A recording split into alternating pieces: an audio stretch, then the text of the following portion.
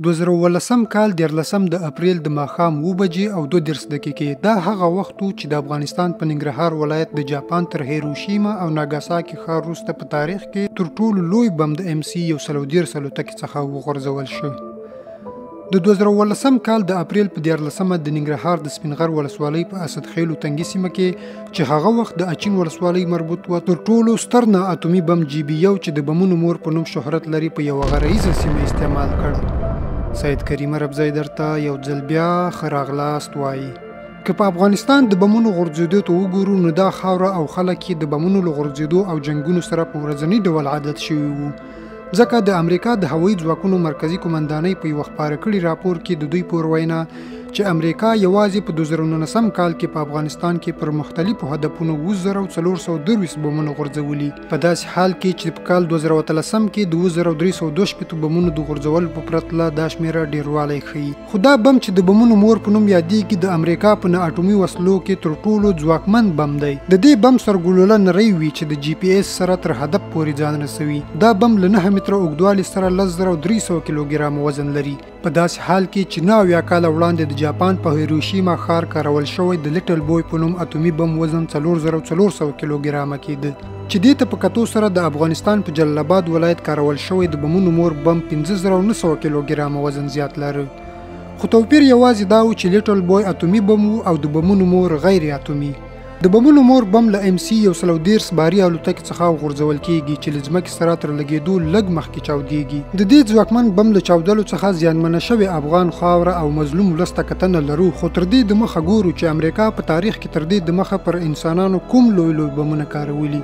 8 د اګست 1945 د سهار 8:15 د جاپان هیروشیما ښار له پاسه یو بوینګ B-90 الوتکه تر سترګو کېږي. دې الوتکې 4400 کیلو وزن لرونکی د لیټل بوی په نوم اتومي بم پر هیروشیما ورخوشی کړ. کټ مټ تر 43 ثانیو وروسته یوه زوروره چاودنه کېږي او هر څه په پړکه بدلوي چې د اور یو لوی توپ لرونکی شکل رامنځته کوي. د دې چاودنې له امله د ځمکې د تودوخې درجه تر 4000 سانټیګریډ پورې رسیږي. دا په تاریخ کې لومړی کارول شوی اتومي بم و، کوم چې په یوه چټکه کې د پوره هیروشیما ښار 80% ودانۍ له منځه یوړې. همدارنګه تر دې وروسته په 3 ورځ یعنې په 9 د اګست یو ځل بیا امریکا د جاپان په ناګاساکي ښار هم اتومي بم وغورځوه. دا ماک 3 اتومي بم و چې د پارټمن په نوم یادېده. د 4670 کیلو وزن لرونکی دې بم د غورځېدو سره سم پوره ښار له منځه یووړ. دا هغه دوه لوی اتومي بمونه وو چې پر انسانانو د لومړي ځل لپاره وکارول شول. د یوې څېړنې مطابق په دې دوو اتومي بمونو کې د هیروشیما او ناګاساکي ښارونو 280,000 اوسېدونکو خپل ژوند له لاسه ورکړ. د 1945 کال د اګست په 8 او 9 چې د جاپان په ناګاساکي او هیروشیما ښارونو اتومي بمونه وکارول شول، له هغه وروسته په تیرو 9 کلونو کې دا لومړی ځل و چې د 9 متره اوږدوالي سره 11300 کیلو وزن لرونکی د بمونو مور په نوم تر ټولو ستر اتومي بم په افغان خاوره وکارول شو. د هغه وخت افغان او بهرنیو چارواکو ادعا کړې وه چې د یاد هوایي برید موخه یې د داعش وسلوالو ځپل وو. د دوی په وینا 15 وسلوال پکې وژل شوي وو. هممهاله پخواني ولسمشر حامد کرزي د امریکایي الوتکې په واسطه د ننګرهار په اچین ولسوالۍ کې د بمونو د مور په نوم تر ټولو غټ بم غورځولو په غبرګون کې ویلي وو چې نور د ملي یووالي د حکومت مشران د مشران نه دي او هغوی یې په ملي خیانت تورن کړي وو، او همدا ډول یې ګواښ کړی وو چې امریکایان به له افغانستانه وباسي. د هغه وخت د مشرانو جرګې یو شمېر سناتورانو د پخواني ولسمشر حامد کرزي پر دې نیوکو توند غبرګون وښود. دوی وویل چې حامد کرزي په خپلو خبرو کې د ملي یووالي حکومت مشران په بېکفایتۍ او ملي خیانت تورن کړي، چې پر وینا یې دا ډول څرګندونې د ملي ګټو سره په ټکر کې دي.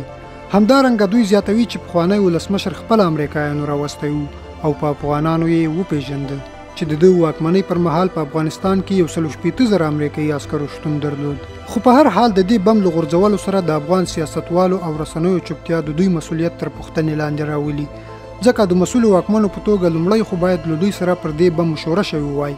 که داسې نه وای شوي نو لږ تر لږه یې باید ځوابي غبرګون سره د زیانمنو شوو خلکو پوښتنه کړې وای. د سپینغر ولسوالۍ اوسېدونکو څو ځله خپلې ولسوالۍ کې د اعتراضي راټولېدنې پر مهال ویلي چې امریکایي ځواکونو د دوی پر خبره د خپل اشغال پر مهال د داعش ډلې د ځپلو لپاره نه، بلکې د خپلې دغې وسلې د ازمایښت لپاره دغه سیمه په نښه کړې وه. د دوی د معلوماتو له مخې په سیمه کې د همدغه بم د استعمال له امله لسګونه کورونه ړنګ شوي یو شمېر کرنیزې ځمکې له منځه تللې چې تر اوسه دا ځمکې د تیر په څېر حاصل نه ورکوي. سره له دې چې د یاد بم د غورځېدو شاوخوا 7 کاله کېږي، خو اوس یې هم اغېزې په خلکو کې لیدل کېږي. تاسو ورانې له راغلي وئ که زموږ آبادۍ له او کورونه وران شوي، د بمو مور راباندې استعمال شوی. دا بمونه مور چې کله اچولې ده، بس دغه رقم شوی. هغې نه وروسته ما دا هیله لرله چې مطلب زه به یو کار ته ورسم. هغه زه هم په پښو باندې معیوب شوم. اوږدو ته وګورو بس هېڅ شی هم خوند نه راکړ. نه اوبه غواړو، نه ډوډۍ غواړو، نه کورونه غواړو، هېڅ شی هم نه غواړو، یو همدا مکتب غواړو. تازه د یادې سیمې اوسېدونکو له ځینو رسنیو سره په خبرو کې ویلي چې د یاد بم له غورځېدو راوروسته خلک د پوستکي په ناروغیو اخته شوي. د یادې سیمې اوسېدونکي وایي چې ډېری اغېزې یې په امیدواره مېرمنو هم کړي چې له وخت مخکې زیږون کوي. له کله راهیسې چې په سپینغر ولسوالۍ د بمونو مور غورځېدلې، له هغې ورځې راهیسې زیات شمېر خلک په جلدي او نورو ناروغیو اخته شوي او هم زیاتره امیدواره مېرمنې له وخت څخه مخکې زیږون کوي چې دې حالت خلک زیات اندېښمن کړي. ځایي اوسېدونکي وایي د بمونو مور نه یوازې له رواني اړخه زیانمن کړل، بلکې له سخت مالي زیان سره هم مخ کړل چې اوس یې هم خلک توان نه لري. د یاد بم له غورځېدو راوروسته نه یوازې خلک په مختلفو ناروغیو اخته شوي، بلکې د خلکو کورونه چې وران شوي هم تر اوسه نه دي رغول شوي او له حکومت غواړي چې دوی سره د دوی د ورانو شویو کورونو د رغونې لپاره لاس په کار شي. بل لور ته په یاده سیمه کې روغتیایي سیارې ډلې هم د بمونو د مور اغېزې مني او وایي اړتیا ده چې ډېر کار وشي.